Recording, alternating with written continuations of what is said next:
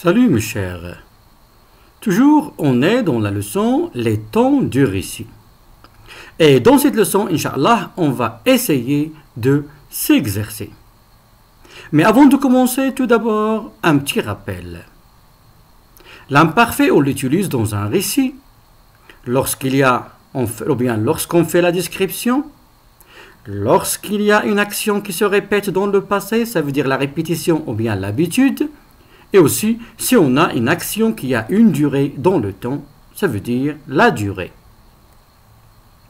Le passé simple, on l'utilise dans un récit lorsqu'il y a une action brève, lorsqu'il y a une succession des actions brèves, ou bien lorsqu'il y a une action soudaine. Maintenant, passons aux exercices. Le premier exercice. Je m'entraîne. Conjugue soit au passé simple, soit à l'imparfait selon la phrase. Mais avant de commencer, s'il vous plaît, j'aimerais bien que vous preniez un stylo et un cahier pour s'exercer. Et après, on va corriger ensemble. Alors, conjugue soit au passé simple, soit à l'imparfait selon la phrase. Il fréquentait souvent le café d'Argana. Il fréquentait souvent le café d'Argana. Alors, vous allez conjuguer le verbe ici convenablement. Mais faites attention. Il fréquentait, qu'est-ce qu'il y a dans le verbe fréquenter? Souvent, le café d'Argana. Alors, à quel temps vous allez conjuguer le verbe ici? Deuxième phrase. L'oiseau, le verbe se poser sur un arbre. Deuxième action, d'écrire un cercle. Et la troisième action, c'est s'envoler. Alors, à quel temps vous allez conjuguer ces verbes? Troisième phrase, il, le verbe être un garçon d'une dizaine d'années. Il est le verbe porter une casquette bleue et un pantalon rouge. Il, le verbe marcher tranquillement dans la forêt. Soudain, un monstre, lui, le verbe apparaître. Alors, à vous maintenant de conjuguer. J'espère que vous avez fini. Et je vous rappelle toujours, vous pouvez arrêter la vidéo et après voir la correction pour mieux s'entraîner. Passons maintenant à la correction. La première phrase. Il fréquentait souvent le café d'Argana. Qu'est-ce qu'on a dans cette phrase? Il fréquentait souvent. Ici, il y a la répétition. Les choses se répètent. Alors, à quel temps on va conjuguer le verbe? Il y a la répétition, ça veut dire on va conjuguer le verbe à l'imparfait. Il fréquentait souvent le café d'Argana. Deuxième phrase. L'oiseau, le verbe se poser sur un arbre. Deuxième action, d'écrire un cercle. Troisième action, c'est s'envoler. Qu'est-ce qu'il y a ici? Il y a trois actions brèves. Se poser, d'écrire et s'envoler. Ils sont en ordre, une après l'autre. Ça veut dire il y a la succession des actions brèves. Alors, à quel temps on va conjuguer ces verbes? Évidemment, c'est le passé simple. L'oiseau se posa sur un arbre, décrivit un cercle et s'envola. Voilà la dernière action accomplie par l'oiseau. Troisième exemple. Il, le verbe être un garçon d'une dizaine d'années. Il portait une casquette bleue et un pantalon rouge. Qu'est-ce qu'on fait dans ce texte ou bien dans cette phrase-là? Ici, il y a la description. On décrit le garçon. Alors, à quel temps on va conjuguer le verbe? C'est l'imparfait. Il était un garçon d'une dizaine d'années. Il portait une casquette bleue et un pantalon rouge. Ici, on a la description. La quatrième phrase. Il, le verbe marcher tranquillement dans la forêt. L'action de marcher tranquillement, c'est une action qui va durer dans le temps. Alors, à quel temps on va conjuguer le verbe marcher? Et soudain, un monstre lui apparut. Ou bien un monstre, lui, le verbe apparaître. Soudain, ça veut dire quelque chose qui va arriver brusquement. Ici, une action qui va arriver soudain. Une action soudaine qui va couper une autre action qui a une durée. Alors, à quel temps on va conjuguer le verbe? Marcher, on a la durée, et apparaître, on a une action soudaine. Alors, à quel temps on va conjuguer le verbe marcher? On va conjuguer le verbe marcher à l'imparfait.